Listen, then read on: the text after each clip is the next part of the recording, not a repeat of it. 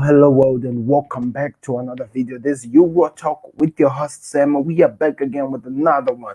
It's been a long time, Somehow it feels like a long time, but we are back again, guys. And what an interesting interview Gareth Bale had today. The guy's being asked, "You are old. We are freaking old. We can see it. Is this your last big tournament with Wales?" The guy walks away like he's tucked to the hand. Just went like tucked to the hand and the goes, just walks away. It was really, really crazy. I didn't even expect what he did, and it didn't even make sense in the end. But anyway, that's what happened. Gareth Bale was asked the question, "Is this by any chance your last game or your last big tournament with Wales?" Did not even allow the interviewer to finish whatever this man was trying to say or whatever his question was gonna be. Gareth Bale just say, "Took to the hand," and they walked away. That was really, really crazy. Anyway, we are here to talk about something that is interesting. By the way, we have some interesting things to talk about, like Italy versus Austria. Who expected that? Who really think that? Oh, they can come here and say to me, "Oh, I expected Austria to do what they did against Italy." And we are talking about a team that has not lost in the last almost 29 games. That's the team we are talking about. Playing with a team that actually struggled to qualify. They qualified so well though, but they struggled to get there. They had to beat the team in the last day to actually make it into the next round. That's what we are talking about in Austria. But they were playing with an Italy that beat every single team with no mercy to actually get with the way. That performance for me, that was world class. From Austria, that was a world class performance. I didn't expect it. The team got a goal that was disallowed. The team got a penalty opportunity that was disallowed. The team scored a goal. The first team to score Italy after such 11 games. And they outplayed Italy in the second half of the full 90, outplayed Italy everywhere, and they outplayed them also in the last second half of also the extra time. But also you can see that they were really tired. This team called Austria, uh, alongside Hungary, if they go to the next World Cup champions, it's gonna be out of this world. It's gonna be sick.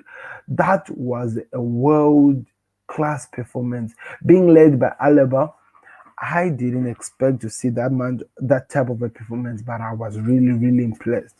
Anyway, I have a lot of things to say about that one. Anyway, now let's move on to the most important issue, which is the round of 16. Of course, it started, people, and you are seeing the results. Wales are out already. They will just managed to reach the round of 16. They're out, and now Austria also are out. Italy goes through, and also the next team after Italy is what? Of course, it's Italy. Then also the next team is Denmark.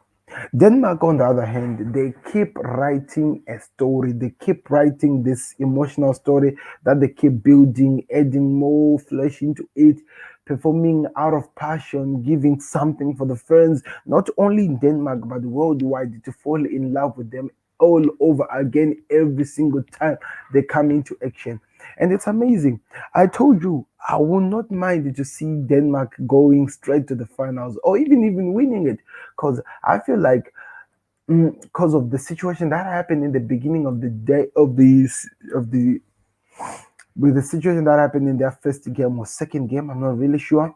They really do deserve to get something, at least leave the tournament while smiling, because they've earned the right to actually smile, unlike most of the other people who've been there. They've earned the right to at least produce that sort of like performance that will give people something to smile about. So I wouldn't mind, and I would even love to see Denmark to make it to that part. You see, so they beat Wales convincingly by 4 goals to 0.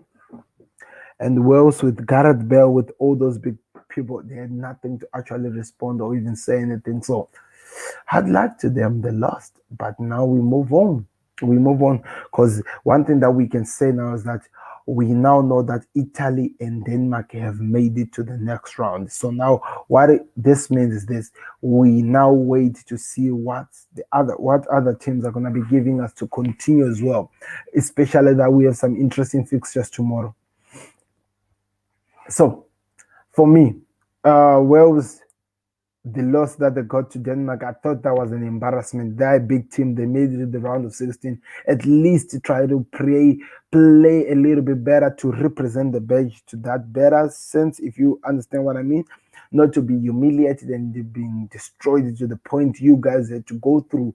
That was humongously, unbelievably hard to watch for any person who's about the Wales. Luckily, at that game, I was not even actually watching that. I had to watch the highlights and also the whole game after. That was not even football. That was humiliation at its highest level. Even though I don't lie to you, they tried Wales. I did see some chances that they tried to create. They really did try, but it was not really enough. They didn't do enough to come back in this game or to even produce something that they can actually go out of this match and say that even though we lost by this margin of goals, we at least tried to do this and this. I didn't get that from the game. Also, Italy and Austria. One thing that I saw from that game, I saw the hunger to succeed in a team willing to work for each other and they putting everything that they have on the line. That's exactly what I saw when I was watching Austria playing against Italy. They knew that they were the lesser team. They knew that they're getting to an Italy with a lot of stars who are heavily some of the biggest stars in the Premier League right now who are doing so well. And they knew the experience of the players that they're going to be dealing with. But that didn't even stop them at all. They came with their game plan, played so well, put so much pressure, and imagine they almost beat Italy. If that goal that they scored was not disallowed, it should be 2-2. There should have been penalties. Or if that goal had gone in, it was going to demoralize Italy and actually win the game. For me, they deserve to win, but I said it in one of the shots that I did earlier on.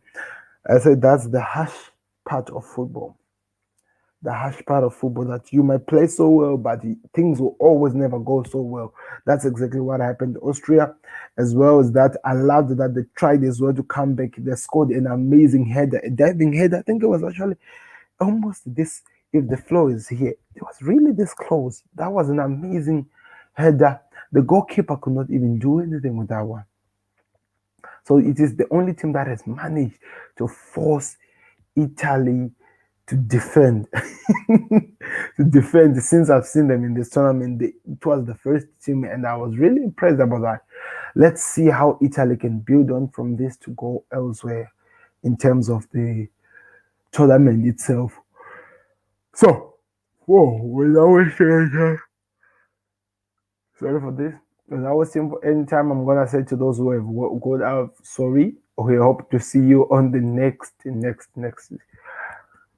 time. But now we continue with the teams that are playing so well, and without wasting time, like I'm saying, some of the teams we're gonna talk about them here, building up for what's gonna be happening tomorrow is really, really important, and it's already today as well. So I'll have to rush this a bit. Then we'll see where we go from there. So for starters, Portugal is playing against Belgium, which I feel not what other people think, which I feel that this is a big game for Portugal. Why am I saying Portugal? Portugal played against Hungary. They survived that game and until they scored 3 goals. The 3 goals that were scored by Portugal does not reflect exactly what happened in the game. That's for sure. Everyone knows that. Netherlands are playing Czech Republic. Netherlands have been so good And the Czech Republic is supposed to be the team that falls, but I don't want to make a mistake again like what I did. All the games in the Euros from the round of 16 are proving to the world that they're carrying too much fire that nobody can handle it. So I don't want to I don't want to make myself some crazy predictions that I'll look like a fool when it comes to the end. So anyway, Portugal, they're a good team, good squad. I don't want to lie to you, but Belgium, for me, I feel like they've got enough in them to produce an amazing victory. That's for sure. So when I have to predict between Belgium and Portugal, I love you, Jota, but I have to say 2-1 to Belgium. Netherlands versus Czech Republic, I think 2-0 to Netherlands. That's how I still see it. As much as I don't want to predict this craziness, but that's how I really still see it. Let me know what are your thoughts and what you think about this. Click that like button, subscribe to the Football Connect. This has been your host, Sam, and guys, we'll be back again. Tell me your predictions as well in the comment section and click the like button and subscribe to the Football Connect. This is where we love football and we are going to continue covering it. So do me a favor, click the like button, subscribe to the Football Connect. This has been Sam. Goodbye. Beats the goalkeeper. You're just lost for words. He is just brilliant. Georgie Best, Diego Maradona, Johan Cruyff.